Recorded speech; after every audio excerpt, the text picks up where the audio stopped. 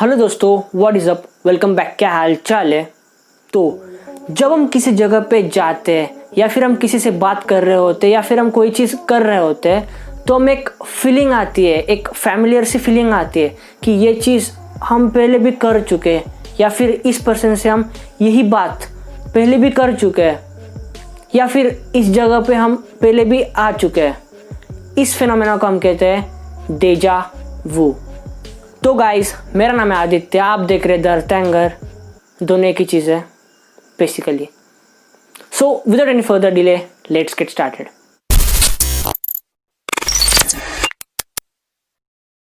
डेजा vu basically एक French term है जिसका कि लिटरल मीनिंग है ऑलरेडी सीन, जो कि इंट्रोड्यूस की थी एमिली बोरैक ने।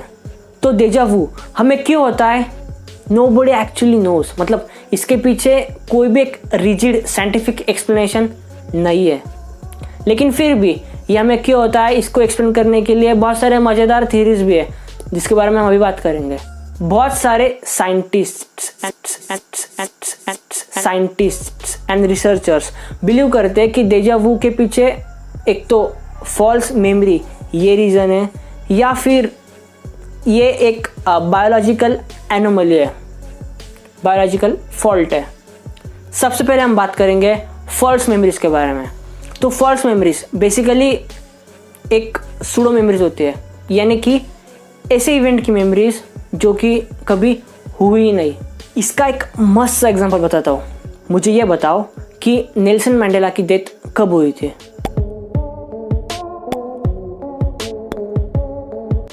टाइम्स अप 2013 में। सही सुना, क्योंकि मोस्ट ऑफ द पॉपुलेशन अभी भी ये सोचती है कि उनकी डेथ अराउंड 1980s में हुई थी, जो कि बिल्कुल गलत है। इस चीज़ को मंडेला इफेक्ट के नाम से भी जाना जाता है। एक्चुअली हुआ ये कि जिस प्रिजन में नेल्सन मंडेला थे 1980s में, तो उस प्रिजन में किसी और प्रिजनर की डेथ हो गई थी। उस न्यूज़ का ब्रॉडकास्ट हुआ था। तो अगर आप अभी भी कुछ लोगों से ये बात पूछेंगे तो वो बताएंगे कि उन्होंने 1980s में ये न्यूज़ सुनी थी। False memories. देखो, डेजा वू को किसी लैब में स्टडी या रिसर्च करना is not feasible, not possible, क्योंकि डेजा वू किसी को भी किसी वक्त हो सकता है। लेकिन फिर भी रिसर्च और सर्विस के हिसाब से डेजा वू एक्सपीरियंस करने के लिए you should be at least 8 to 9 years old. और मोस्टली ये फिनोमेना टीन्स और 20s में ज़्यादा देखने को मिलता है और वापस बुढ़ापे में भी। Now back to biological anomaly. Anomalic नहीं, एनोमली। देखो, सबसे पहले हमें समझना पड़ेगा कि हमारी मेमोरीज वर्क कैसे करते हैं। ऐसी बात नहीं है कि हम जो भी चीज़ देखते हैं उसे वीडियो की तरह परस्यू करके हमारा ब्रेन हार्ड डिस्क की तरह उसे स्टोर करता है। No, that doesn't happen. जब भी हम कोई मोमेंट जीते हैं, किसी चीज़ को एक्सपीरियंस करते हैं, तो हमारा ब्रेन अक्सर जो भी सराउंडिंग में फैमिलियर चीज़ है उसे स्कैन करके उसके रिस्पेक्टिव में हमारी मेमोरीज बिट्स में स्टोर करता है। और इसीलिए जब हम किसी मेमोरी को वापस रिकॉल करते हैं, याद करते हैं, तो हमारा ब्रेन वो सारे बिट्स को एक साथ ला के जोड़कर हमें प्लेबैक दिखाता है उस मेमोरी का। और अक्सर वो चीज़ 100% एक्यूरेट नहीं होती। Someone has said, remembering something is like mental time travel. एक क्विक नोट, अगर वीडियो में मज़ा आ रहा है तो जल्दी से सब्सक्राइब कर दो और साथ ही साथ बेल आइकन को दबा दो ताकि आप मेरी वीडियो सबसे पहले देख सकें। Please do it right now. जय माता। बहुत सारे स्पिरिचुअल या आध्यात्मिक लोग ये भी मानते हैं कि जब हम मेडिटेट कर रहे होते हैं तब हम हमारे सेंसेस को एक्टिवेट कर रहे होते हैं, तब हम हमारे मेमोरीज को, एक्सपीरियंसेस को टैपर करते हैं और इसके वजह से हम डेजा वू एक्सपीरियंस करते हैं। और कुछ लोग ये भी मानते हैं कि हम हमारा कॉन्शियसनेस हमारे पैरेलल यूनिवर्स वाले प्लैनेट में जो हम होंगे उसके साथ हमारा कॉन्शियसनेस इंटरवेन होता है ग्लिच की तरह। लेकिन साइंटिफिक कम्युनिटी इस बात को छी नहीं मानती। डेजा वू को एक्सप्लेन करने वाले बहुत सारे थेरीज है, लेकिन हम उसमें से बेस्ट वाले थेरीज के बारे में बात करेंगे।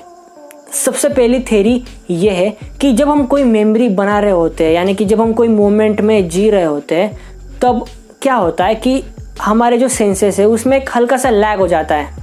फॉर एग्जाम्पल अगर हम कोई चीज़ देख रहे हैं तो उसके आवाज़ सुनने में हमारा ब्रेन एक लैग सा क्रिएट करता है, और जब हम उस वाले मोमेंट को, उस मेमोरी को फ्यूचर में जाके रिकॉल करते हैं तो वो लैग उस वक्त रहता है।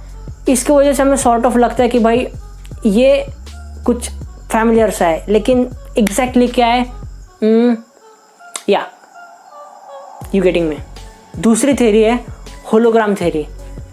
इसमें होता क्या है कि जब हम किसी ऑब्जेक्ट को देखते हैं तो वो ऑब्जेक्ट हमें फैमिलियर सा लगता है, क्योंकि उस ऑब्जेक्ट को हम पहले भी पास्ट में कहीं और जगह पे देखे हुए रहते हैं। तो उस वक्त की मेमोरी और इस वक्त का कॉन्शियसनेस में भी एक दूसरे के साथ मैशअप करता है, एक दूसरे के साथ इंटरवेन करता है, और हमें डेजा वू एक्सपीरियंस करने को मिलता है।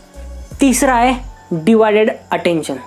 इसमें होता क्या है कि जब हम किसी जगह पे जाते हैं, फॉर एग्जांपल आप किसी बगीचे में गए और एक पेड़ को आप देखते हो, देखते जा रहे हो, तो उस वक्त ऐसा नहीं है कि हमारा ब्रेन सिर्फ ब्रेन को ही देख रहा है। हमारा ब्रेन साथ ही साथ जो सराउंडिंग में चीज़ें चल रही होती है उसको भी परसीव कर रहा होता है।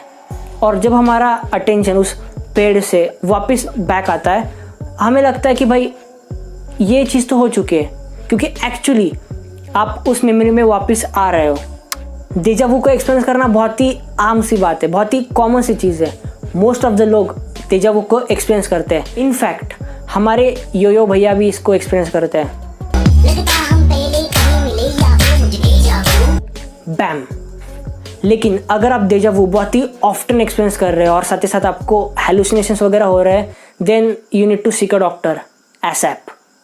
तो बस इतना था इस वीडियो के लिए। अगर वीडियो अच्छी लगी तो लाइक कर देना, और हाँ, इस वीडियो से हम लाइक टारगेट रखते हैं, तो इस वीडियो का लाइक टारगेट रखते हैं सिर्फ 30 लाइक्स, 30 लाइक्स ओनली। इतना तो कर ही सकते हो आप। मैंने एक वीडियो कर रखी है कि जिसमें मैं खुद पास्ट में जाता हूँ और खुद वाले मुझसे इस कोरोना के बारे में खुद को एक्सप्लेन करता हूँ। मस्त वाली टाइम पास वीडियो है, जाके देखना। Till then be phenomenal, peace out.